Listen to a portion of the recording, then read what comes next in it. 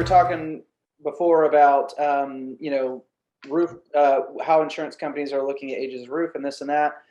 Can you tell me about why, a buyer might be getting a home inspection where the home is getting inspected from top to bottom, but can you tell me about the wind mitigation reports, the 4-point inspection reports, why those are necessary for an insurance company, and when people should be doing those types of reports?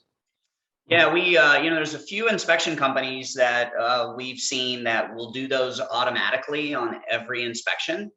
I think that's the greatest strategy to just go ahead and get those done. I mean, Shout out it's to not a Built lot Right of money. Inspections. Excuse me? I said shout out to Built Right Inspections. Shout out to Built Right. Yes, they do them every time. And the issue is that just because it's not an issue now does not mean it won't be an issue 2 years from now. And those inspections are good for 5 years. But to answer the question directly, any home built before 2002, any home that gets a new roof, including a condominium, so I was buying a condo, this applies to them as well, get a wind mitigation inspection. They're very inexpensive and they will net you out a bigger discount in the first year than the cost of the inspection. With the 4 points, nowadays, we're recommending that anything over 20 years. Just because the marketplace is all over the place. We have 80 insurers. They all look at it differently. Some want to see the 4-point up front.